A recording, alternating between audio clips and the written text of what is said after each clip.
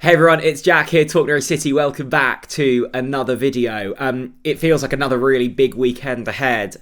How many times have I said that this season? But it does. It feels somewhat make or break for Norwich City as they take on Blackburn Rovers at Ewood Park on Saturday. We will get on to that very shortly. I thought it would be nice though to reflect on some of the comments from our sporting director Ben Knapper. We heard from him earlier in the week speaking to the local press. That was a pretty common phrase under the guise of our previous sporting director, Stuart Webber. He was a man that enjoyed speaking to the media, to fan platforms, to anyone that would really listen to him. He was a man that communicated a lot. I think liked sparking a reaction from some people, and that's the way in which he operated. And for a lot of his time at Norwich City was very successful in doing so. Ben Knapper is a very different operator. He is a man that clearly lets his work do the talking, and I'm not going to say is uncomfortable in front of the media, but I think if he had the choice to, would rather not do these kind of interviews. He spoke to the BBC, to the Pink 'Un, great coverage across all of those various platforms. I thought what was really, I don't think we learnt a whole lot. I think everything that Ben Knapper said, we were already aware of. I think it comes in an interesting time. The Atanasios and Norfolk Holdings become majority shareholders officially this weekend, where they take an 85% share in the club.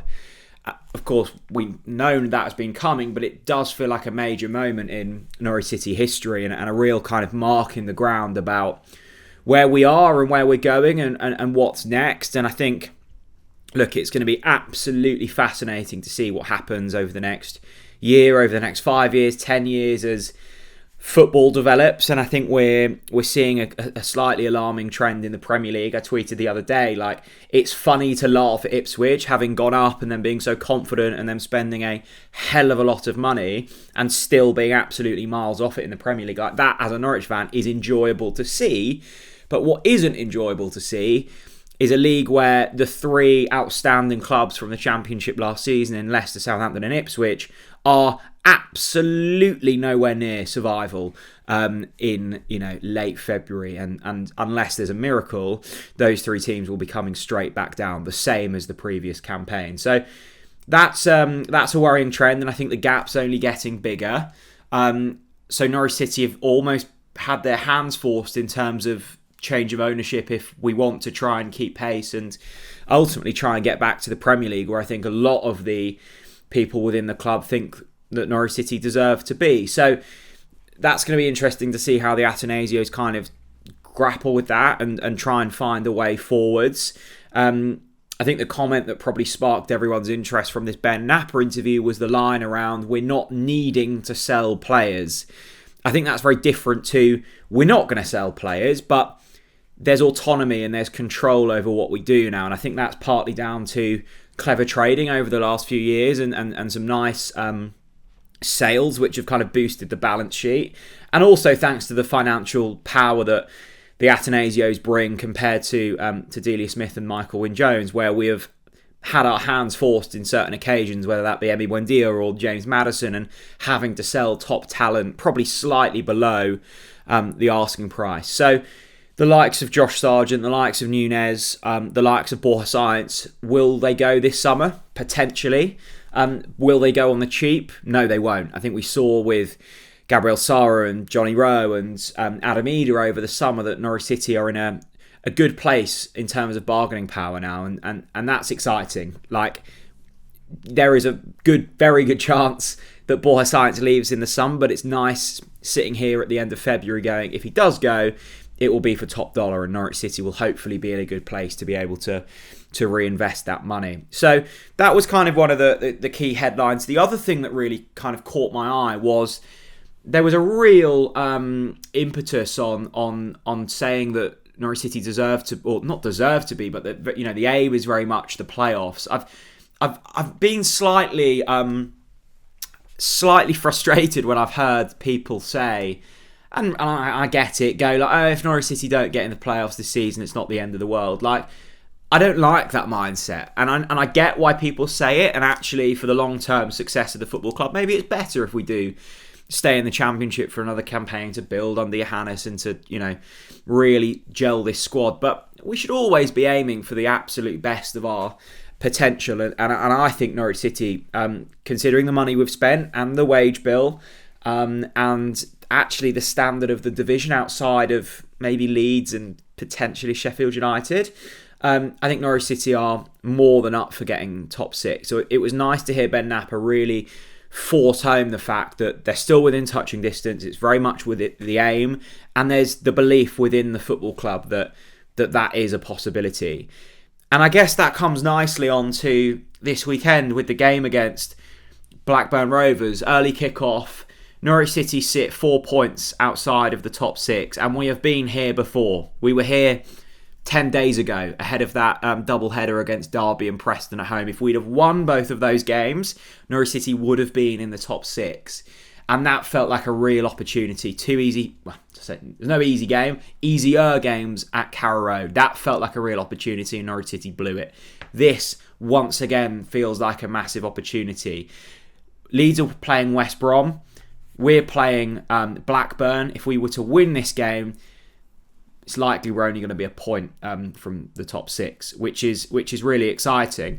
And it's also exciting because the two games following this, both at home, both under the lights, against Oxford United and Sheffield Wednesday, two teams who, again, Norwich City should be looking to beat at Carrow Road. So there is a potential, once again, to put a run together here. And I think from what we saw against Stoke the other week, first of all, I thought Stoke were poor, so we have to take that form line with a slight pinch of salt.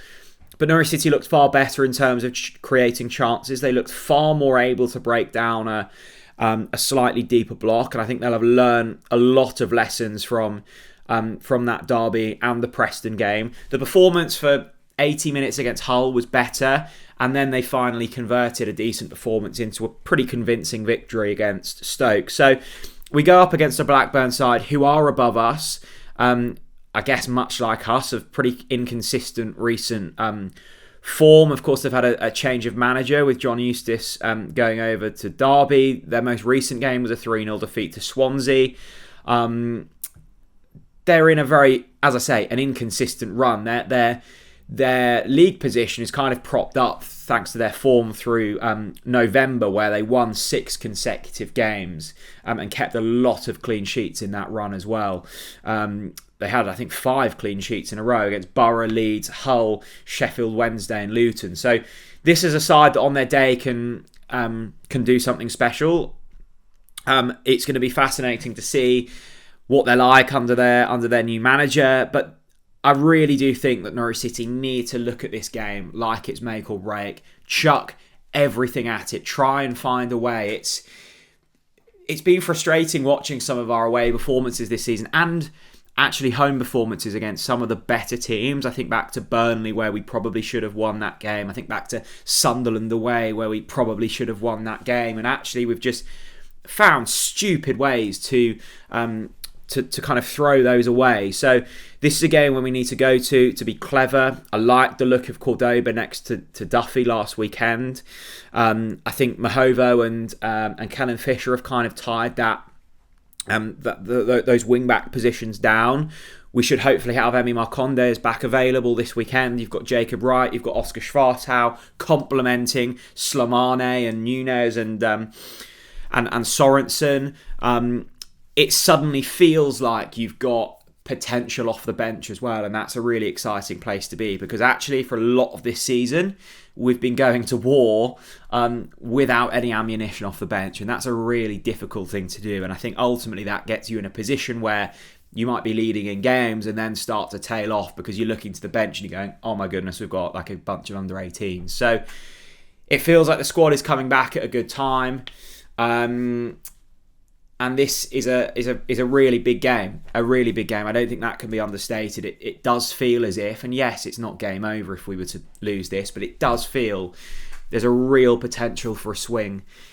this weekend. So let's hope we see it. Sargent's in fantastic form. We know the prowess of Borja Sainz. I like the look of Oscar Schwartau. I think we're really starting to see a midfield build and orchestrated beautifully by Marcelino Nunes. Who knows, Kenny McLean might be back. And that defensive line with the really high wing backs in Fisher and Mahovo are starting to create good things as well. So it feels like things are starting to click slowly but surely. There are going to be more mistakes from now until the end of the season, but with the comments from Ben Knapper in the week, that's got me fired up, and I'm looking at this game with real potential. So let me know what you think down in the comment section below, and we shall go from there. Thank you very much for watching, and I'll see you all again very soon. Bye bye.